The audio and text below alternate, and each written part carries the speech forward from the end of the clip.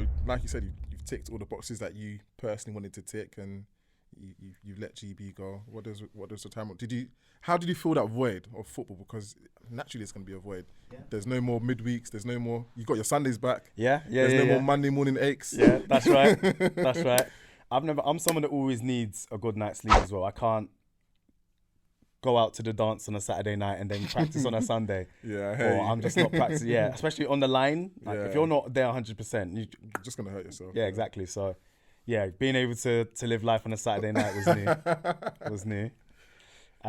But no, I didn't really replace it with anything. No. But American football wasn't my whole identity whilst I was playing American football. Okay. I think if it is, you're in trouble when you stop because you've got a massive void and nothing to fit it in. Yeah. I kept going to the gym, kept in shape. Yeah. As much as I could. Just in case TA gave you that call saying, yo, bam. TA would never get Tony Allen's not that type of character. But yeah, no, just because, I kept in shape. Round is a shape, right? Yeah. So I kept in shape. No, just because it's always just for health. Yeah. Just for health. Professionally, I was doing a lot of. When I stopped playing American football, I started my training as a prison officer. Okay. Which was a residential, so I was away. That was a very good transition. I could just stop, and I went away for 6 to 8 weeks training to be a prison officer. Yeah. Which was like that took up all my time. Yeah. So that was a great transition to go straight into something. That's good. Yeah. Do you enjoy your time as a prison officer? As a gov? I could tell you some stories. So yeah, prison officer. I was in HMP Pentonville. Yeah. G Wing, the largest prison wing in Europe. No way. Yeah, G Wing. That's crazy. I was also in Wandsworth for a little while in Wormwood Scrubs as well. Okay. But no, Pentonville, attacked 3 times. 3 times. But being a national championship winning centre. Yeah, they knew it. I'm pretty sure you was able to. I came on that wing. On the inside. I came on that wing. They knew it. I had to stiff arm a couple, man. Get your running back on. Yeah. Jokes aside, I was attacked 3 times. 2 went for me. 2 was like me breaking up fights and just in the middle of and then catching something. 1 was in my first week. Your first week? First week, yeah. I found out they'd put a bounty on my head. Man. Bounty on my head. The bounty was 12 cans of mackerel. Mackerel. Yeah. So and I thought mackerel was slang for like money. Some big coins. 12 so grand. 12 bands, yeah? Yeah. I must be a big boy. 12 grand. Okay, I'll take that. No, it was they can get canteen items. They get like every weekend you get a little Argos catalogue, like it's a sheet of paper you can order things, and mackerel was a decent, it was a decent thing. Decent meal, decent snack. Yeah, it's a decent snack for the guys in there. So yeah, I was new. I think they just wanted to see what I was about. They put 12 mackerels on my head. Someone tried to collect it. Rest in peace to that guy. No. Like, he didn't get his mackerel, I'm assuming. No, I didn't get his mackerel. Luckily for me, the person that tried to collect, he was, I think he was under the influence of spice or something inside. He was running at me from a little, from far out. The prisoners, they tell you in training, if you feel like something's up, something's up. Yeah. And they were all acting weird that day. So I think around you. Yeah. Okay. So in my head, I was already paranoid. I was like, okay, whatever's happening, I'm ready. Like, come, let's American go. football, your head's always on the swivel. So this was good training. My head was swiveling, hella swivels. No blind sides for me today. No blind. Hey, yeah, exactly. Like anyone try it, they just catch a little. Get a little stiff arm, shoulder, block. That's what the whole my 10 years American football was training. So. Yeah, this guy was just running at me, and he must have been under the influence of something because he was all over the place. And there's a phone right behind me. Yeah. And there's not that many phones in jail, legal phones in jail. So they To always the run for the phone anyway. So I thought he could be running for this phone. But the way he was just looking at me and running at me, I was like, well, if he is running for the phone, he's going to have to hold the 2-piece from me. Yeah, because you're getting too close because he's running at me. Yeah, so, if you want to, hold that 2-piece, no chips, then so be it. But the phone will be there for you afterwards. There's no chips coming to this 2-piece. There's no chips for this 2-piece, yeah. So, as he got closer, I saw him winding up the fist. I was like, he's coming for me. So By the time he threw it, he was so disorientated. I could grab him and throw him on the floor and jump on him. Prisoners started crowding round, and I remember I couldn't get to my radio to call for assistance. You're trying to hold this guy down. I'm trying to hold him down, and he's trying to bite me, and I'm not trying to catch rabies. So I'm like pinning his head down, and it's funny because you've got to watch the incidents back on camera, and it looks like I'm punching him in the face when I'm just trying to hold him down. Yeah, so I got questioned on that. My colleague was on the other landing, and I'm looking at my colleague like, help, or you call for help. I didn't want to say it because my voice might have been high pitched, like, help, help. So I'm looking at him like, hey, come on, man. Yeah, and he's just stunned. He's frozen. I'm do anything in it. Just do any like. Was it just you on the wing at the time then, or? Yeah. So the wings are big, and you've got loads of landings on the wing. So you might have 2 officers to each landing. Yeah. And like this is G wing, so it's a massive wing, like pretty much 400 prisoners on a wing, which is huge. And how many on your floor? On each landing you might have 90. So 2 prisoners in a cell. Yeah. So on each half of the landing you might have 50. Yeah. So he was on that half, I was on this half. Yeah. We were unlocking people at the time for association. Anyway, I'm looking at him for help, like, or do something. Come wipe the sweat out of my eye. Do something. Yeah, make me a drink, anything. Like, get me a Lucozade. Need some energy here, man. Crowd control, anything. But yeah, no, I think he snapped out of it and then called for help, and then they all come. And I found out later that day from some of the guys on the wing that I'd had good relationships with that, someone put a bounty on my head. They told me who it was. I went to see him. Ran up in his cell.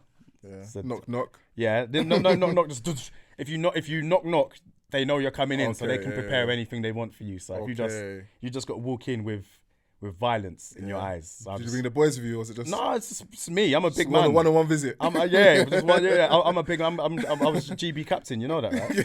Yeah. So get me. I had the keys. The doors are still just bare noises. He's thinking. Yeah. By the time I was in, he was still in bed. He couldn't even get up. he was still in bed. He was like, but he opened his eyes. I was there. I was like, he's a nightmare. It's like, no, like surely not. He snitched. Nah, he was like, oh, Gov, I was, it weren't real. If it was real, it would have happened. Whatever, man. So yeah, I put him on report. I took his TV. He was an advanced prisoner, so certain prisoners get TVs if they've been good behaviour. So if you take his TV, does it go back down to? That's right. Yeah, I put him on report. He went back down to basic. Took his TV. And that means a lot because they don't have nothing. They don't have anything to do. You're not worried that the real bounty was going to come this time if you took his TV?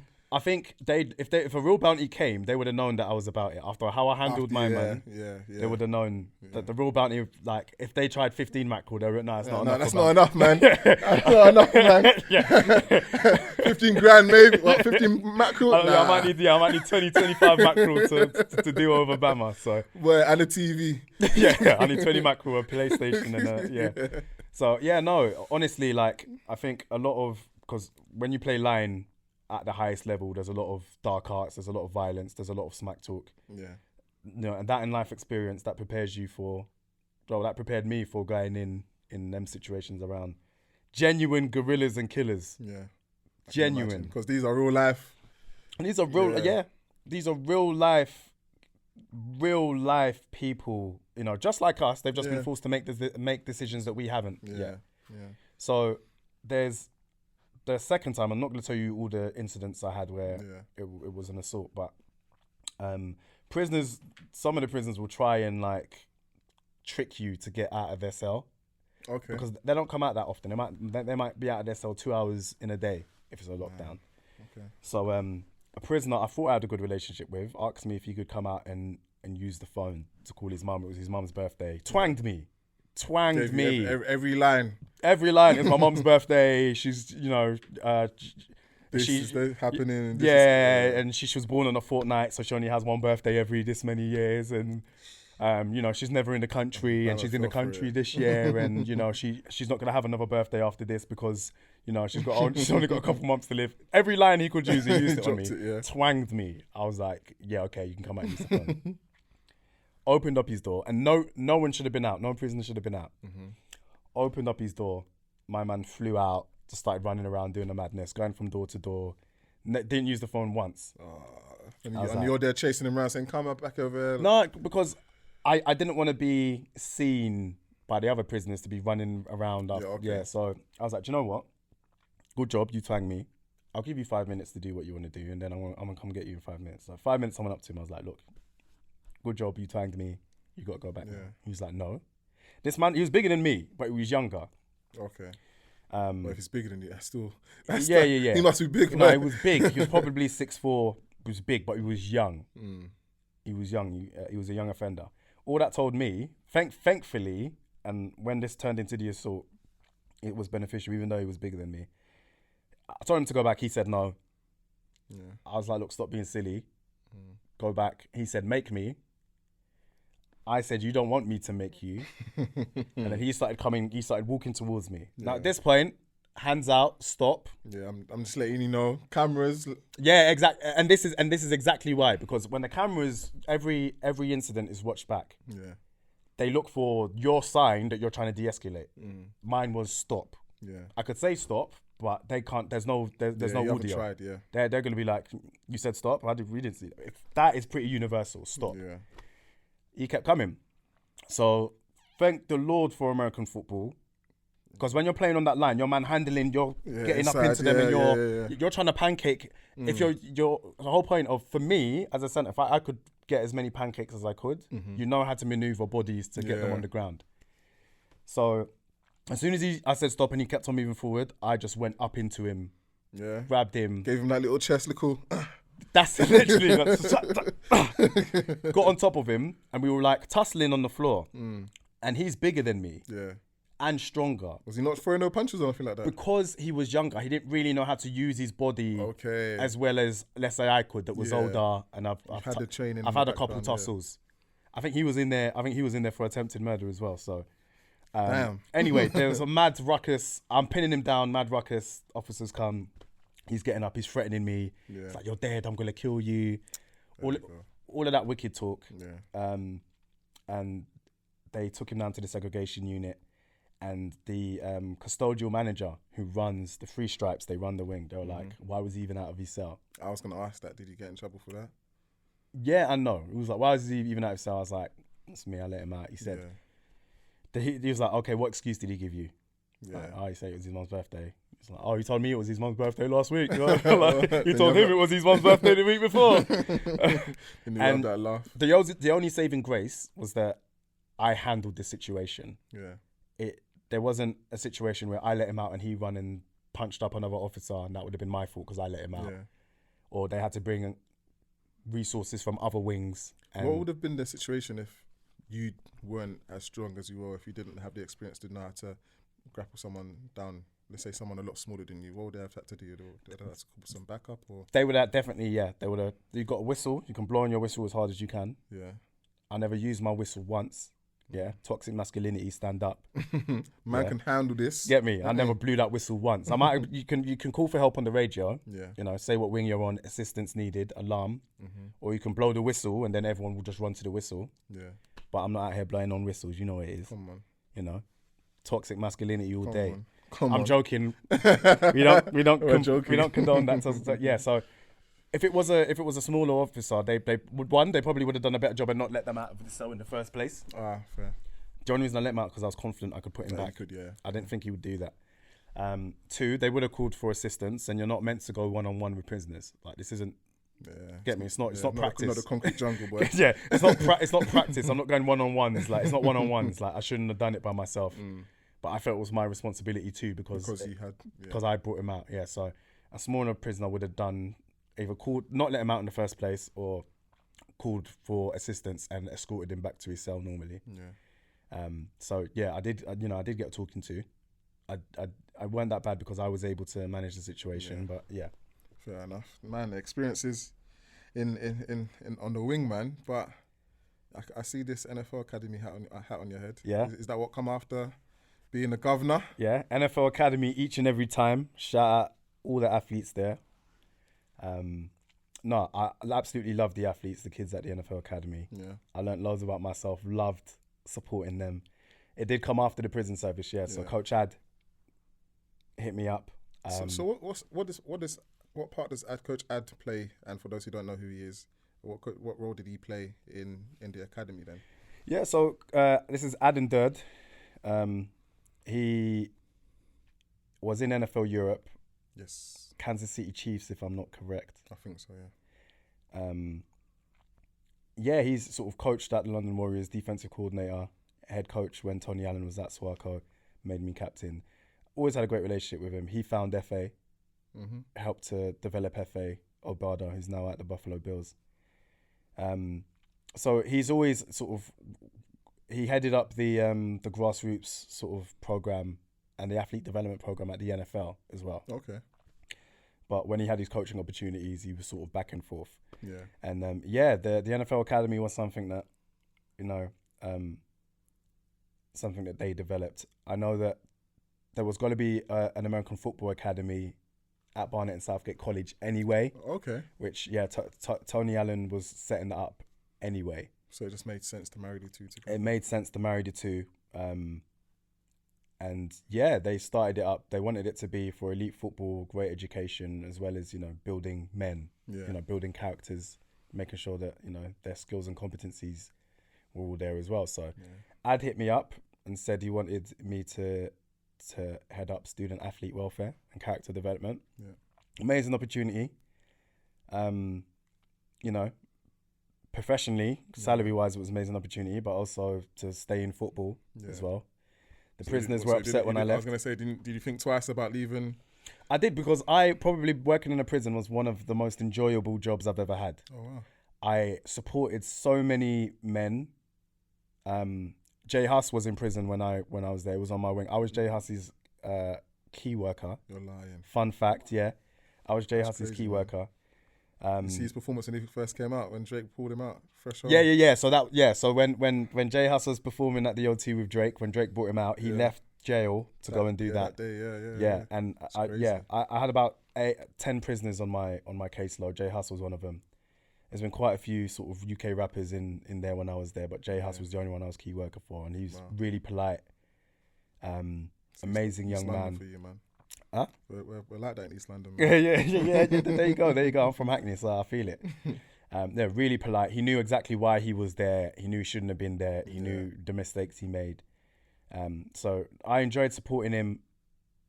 I enjoyed that job so much. I haven't laughed as hard as I'd laughed being a prison officer, but this was just an amazing opportunity for the NFL Academy. It seemed fulfilling. So it might sound like it's tough, and you're gonna have the incidences that you had, but it's a fulfilling feeling. Exactly that. And I've spoken about some of the assaults and the attacks. Look, 365 days in a year. If that happens on 3 of those days, it's been a great year.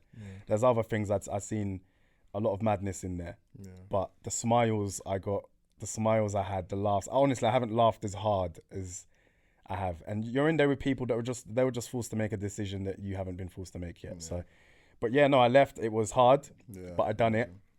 And I really enjoyed it. I was there in sort of the setup for the NFL Academy, and when we were having the combines and trials at the Tottenham Stadium and at New River, and seeing some of the young people then, seeing how they've grown up. I've got loads of them on Instagram and Twitter, and seeing what they're doing now. Honestly, I'm proper proud of them. I'm proud of all of the athletes at the NFL Academy. So what did your role entail then? What was your sort of day-to-day, your 9 to 5 over at the Academy? Yeah, so I was sort of headed up student athlete welfare and character development. So I was split between the two campuses, because it's in Barnet and Southgate College. They've got a campus in Southgate and another campus in High Barnet. And on Fridays I was in the NFL office in central London. And it was sort of providing the students with that support, advice and guidance. A lot of them would come from all over the country, some from Europe. They're still young, 16. If you can imagine, you go to uni at 18. These guys are leaving home at 16 for the ones that were traveling from all over the place.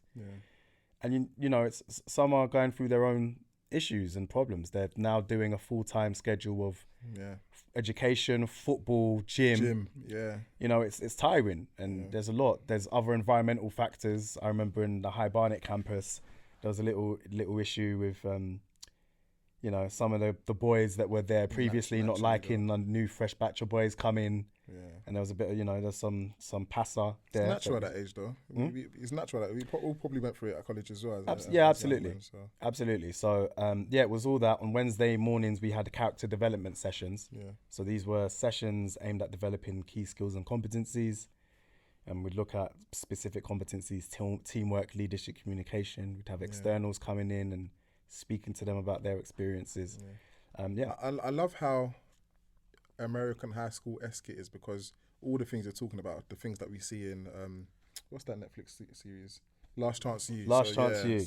So you're that teacher that they will come to and say. It's funny. I got called that a few times. I can't remember her name for the life of me, but I got called that a few times. To some extent, yeah. And honestly, I'm so proud of all of the athletes at the NFL Academy, like how they've held themselves, seeing some, from the background, some of them come through, how they've managed to adapt. And now I see some of their photos and videos, and some of them send me messages, and I'm just proper proud of them. Yeah, they don't know how good they got it, man. If I was 16, 17 and there was an academy, oh man. But ask yourself this: if you were 16, would you get into the NFL Academy? I only say yes because I was playing another sport at this semi. Yeah, but you can be playing another sport. That don't mean anything. True. You're right. So I don't know, but I back myself enough to believe that I would have got in. Okay, I don't think I would have got into the NFL Academy at 16. Why's that? I was not the athlete that I ended up being at 16. Yeah, but a lot of the guys you're talking, especially in the first batch, weren't the athletes that they are now. I've seen a lot but they were still really good athletes. Okay. They're even better athletes now. Yeah. But all of the vast majority, I was going to say all of them, 99% of them were better athletes at 16 than I was at 16. Oh, wow. But do you think that's because of a little bit to do with the exposure, and a lot of them know from 10, 11 that sport looks decent? That's a fact. I want to do that. At 10, 11, all I knew was soccer. Yeah, So. That's a fact. Loads were playing that, one way or another. Yeah. We've got quite a few crossover athletes as well. Yeah. Rugby players, swimmers, boxers. We had lots of crossover athletes. Yeah. So, yeah. So what do you think's next for the NFL Academy? Do they make another campus somewhere up north or in another country? And why do you think they chose London as well, out of all places in Europe? I'm definitely not qualified on that because I weren't involved in the discussion on location. So everything I say is just speculation. Yeah, that's fair enough. I don't know. It makes sense in London just because I suppose that infrastructure-wise it's set up. There was a college right there which was willing to allow us to tailor the timetable to allow, practice at certain times and gym at certain times. And the head office, the NFL UK office is in London as well. Yeah, and, true. I think logistically speaking, it made sense. The coaching was all in London. It makes sense. Yeah. It wouldn't surprise me if they set up campuses elsewhere. Yeah. That would make sense too. Mm-hmm. So that's what makes sense to me. But obviously, I weren't privy to those discussions, so I probably couldn't give you the real reason why. Yeah. Retirement is sounding sweet though, man. You're making it sound like you can literally begin life after you put the helmet and pads up. Look, it shouldn't be the most important thing in your life. Yeah. We all love American football, X's and O's. Like it's been our life. It is our life. Yeah. Like it's something that we love. Yeah. But you need to have more things in your life too. Cool. Your family, your friends. It can't be the only thing. You need to have something going. Because when I stopped playing American football, because I was doing all these other things on the side, I was able to continue professionally and do well. Yeah. And it just so happened that the NFL Academy came round, and because of the impact I made in American football, they looked at me for those roles as well. No, I love that. Yeah. So now football is basically gone from your life, I guess? To some extent, I still support a lot of the NFL Academy athletes online actually. Yeah. So, but yeah, now in terms of like professionally, I work for an ed tech company as well, supporting schools and colleges across the country with their careers provision. Okay. Making sure that they're all right for when Ofsted comes in and tries to degrade them. Yeah. But no, I still catch up with a lot of my warriors. Yeah. Shout out Feezy, Ariel, Chubbs, Kev, Bucket, all of them boys. I still Obi. I still catch up with all of my guys. So it's not cold turkey. A lot of the guys that I played with, they're not playing anymore. Or if they are playing, we still meet up. So as long as you have your networks. Yeah. It's funny, a quick story on how I met Bishop. Oh, yes. Because obviously he's a Blitz player and we hate Blitz. We actually got picked for a commercial. They were filming a commercial out in Prague. Okay. And they picked me, Obi, a receiver called Manny, who played for the Warriors as well, superstar. And Bishop was the only Blitz player that got picked. That's so random as well. Yeah, exactly. So the first time I ever met Bishop was on a plane Oh, going they flew to you Prague. guys out and everything. Yeah. They treated us like real celebs. Flew us out, gave us You like a guys little are the celebs stipend. of Britball. That's a fact. That's a Fendi.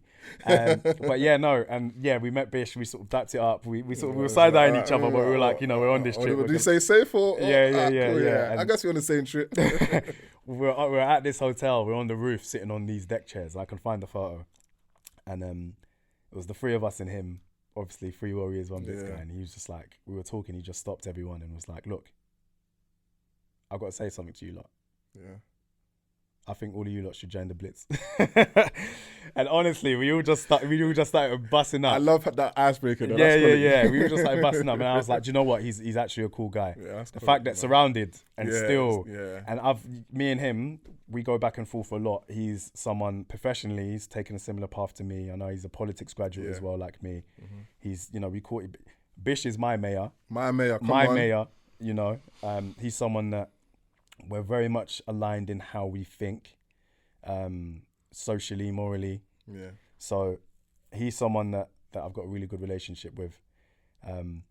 But yeah, he sort of opened the door to me that, oh, Blitz people can be all right. Yeah, they're humans as well. They're humans okay. as well, just about, you know, but still take this L.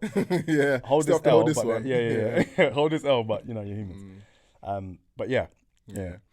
Just quickly on the topic of COVID-19, seeing as we're hopefully, fingers crossed, about to walk out of what's been a very long 18 months. If you were still an athlete, how would you have handled the break and not being able to play football and having to keep yourself healthy? I would have struggled massively. And shout outs to anyone that, you know, that hasn't struggled and that has struggled. Yeah. I live by myself. So when everything was locked down, I go gym 5 times a week. Still? Now, yeah. During lockdown, I couldn't, obviously. Yeah. I mean, after retirement. Yeah. I do like a 5-day split. So push, pull, legs, push, pull, weekend off. I love that. When COVID, gyms were closed, I bought some resistance bands, tried to do a little resistance thing. Yeah. It weren't a vibe. It weren't the thing. I put on hella weight. Understandably so. Huh? Understandably so. Yeah. Put on hella weight. You know, I Deliveroo Plus. You know, like that. I said plus, not even the normal free delivery. You know, free delivery. You know, for your boy, just making sure I was fed. Sometimes I'm out with the breakfast, lunch, and dinner. Bruv, it gets like that. You literally got like that, man. It gets like I was in by myself, locked up doing nothing but a TV and a laptop. Like, yeah, working from home. It got like that, and then as soon as it ended, I just was reflecting. Look, I struggled, so. Yeah. How must other people struggled? Luckily, I got family not too far by, and you know, I was getting my Skype on. I had my 31st birthday. I had a Skype brunch with some of the ex-Warriors. We had a little decent, it was sick. So, but other people don't have those networks, so they would have really struggled. Yeah. And you know, I hope that they're doing all right now. Yeah. And it's completely fine to struggle. 100%. Yeah, just know that there's always someone there to support you. You just got to look for it. You just got to be vocal and let people know you need the support, because it's hard to tell sometimes. 100%. You know, people look at me and like I struggle loads. Some people just don't think that because I don't say anything. But you just got to say. I was literally going to say that, like you said, a lot of people, like you said before, just don't speak because of this whole masculinity thing. But you know, if you've got people around you that you can open up to, you definitely need to do it, man. You mentioned celebrating the 31st with some ex-Warriors. Would you say you've made some lifelong friends? Completely. From the Warriors, yeah? Absolutely. Yeah. I've made some lifelong friends in Britball outside of the Warriors. Yeah. Yeah, Bish will be my guy to the end. There's a few other Blitz guys that will. Guys from all over the place, you know. I've been watching you guys from afar. I feel like I'm close to you lot, even though we've been talking like you're the last member of the X's and O's team, man. I'm loving it, man. So yeah, no, that's the best thing about football. You go through trials and tribulations. You're in trenches. You know, you build those relationships, and if you play long enough, you'll make some lifelong friends as well. So I love that, man. And your thoughts on Baffa? So you've been there, been playing 10 years. You've probably been seeing some good times, some bad times. Where do you think Baffa is now, and is there another level that it needs to be taken to for the sport to continue to grow? So once again, I'm not the most I'm not across everything that happens. Yeah, So 100%. I think it's always important when you speak on things to throw that out there, to throw that little so disclaimer. people know it's your perspective rather Yeah, than yeah. facts. So I I'm agree. not as informed as someone from Baffa would be. So I couldn't tell you about all of the initiatives that they're doing. Yeah. What I am privy to is they brought on board a new CEO, Pete, and I think he's done a great job in trying to professionalize the sport as much as it can be. The American football scene over here, it's very funny. People, especially online, Yeah. you know, everyone is vocal. Everyone's got an opinion. Everyone. There's no winners. So many armchair CEOs. That's right. And I think he's done a good job in trying to professionalize the sport. And there are people that are always going to complain about anything he does and Baffa does anyway. Oh, he's earning too much. Oh, the salaries, this, and oh, the finances are that. They need to know what CEOs are earning in other sports. Absolutely. And yeah, it's an amateur body. And yeah, you know, people can have their conversations. Yeah. But we only get places by supporting organizations and organizations like Baffa. And there's always things that can be better. Yeah. That's across anything though, isn't it? That's across everything. I'm glad that they managed to put together a season. Would you have played this season? Would I have played this season? If I played? Yeah. Yes. Okay. Just because I understand the importance of that camaraderie. It allows teams to get back together to train. Yeah. It allows people to have that support network. Yeah. Even if they didn't play games, I am all for them finding a way to make the teams come back together so they can do something. I agree with you. I think even if there were no games, training and just the essence of being around like-minded people, wanting to stay fit and just wanting to get away from life, because I think a lot of people forget the mental health aspect of just being able to get away from life and work and the stresses of the week. And even if there's your teammate, just clanking helmets together, just like not frees too up hard, so much. not too hard, concussion and all that. But it just frees up so much tension and aggression that completely might have built up. So completely. But no, I think the environment that we operate in, the game in this country, like it is a bit toxic, and it does need to lighten up a bit. Yeah, it does need to lighten up. I think it starts from the players though, because you're right. You've got a new CEO that's coming in, and a lot of people haven't even given him a chance as of yet. So I agree with you. And usually I'd say it comes from the top down and trying to change the narrative from the top down. But if you don't even give him a chance, I think us as players hold a responsibility. Yeah, that's right. And he's not new anymore. I think he's over a year now. He's been in role, and if you ask me, I'm excited to see where he steers the ship. Yeah. You know, I've had the odd conversation with him here and there. He's sort of around the NFL Academy and the NFL Foundation, which has been set up. I think he's a trustee of that as well. So, his history and his CV is good. It is vast. He's qualified. Yeah. He's overqualified, if you ask me. And he's got a nice book of networks and contacts. That's right. So all those that are complaining, put down the pot noodle. Yeah, quite literally. Just put down the pot noodle and just be supportive. Honestly, man. All right. Give the guy a chance, in my opinion.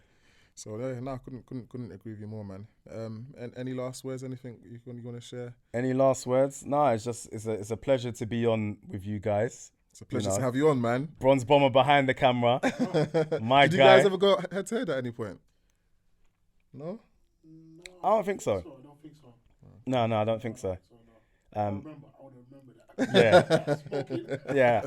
I might have not remembered it because I smoke everyone. So get me. Yeah.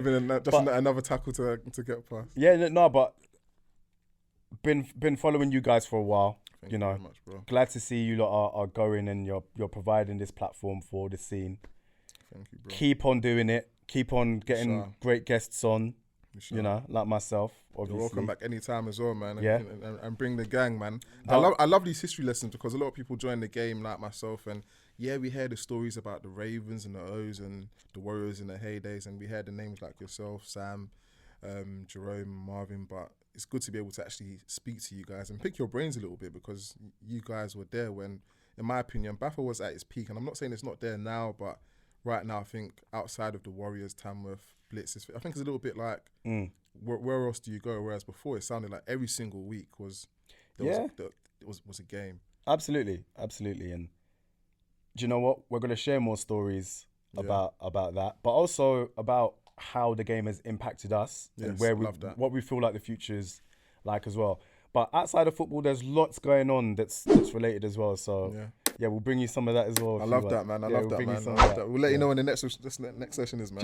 Get you guys on, man. Shout out the London Warriors each and every time. Yeah, GB Lions each and every time. Come on. NFL Academy each and every time. Come on. Surrey Stingers. You need to get us a little backroom pass into the academy, man. Yeah, say less. Get your back. I think mine's been revoked, so I'll get mine back first. And then, but yeah, no, absolutely. I'll bring something down for you guys next time. No, I appreciate you, brother, man. Thank you very much again. Love. All right, that's been the X's and O's. Peace.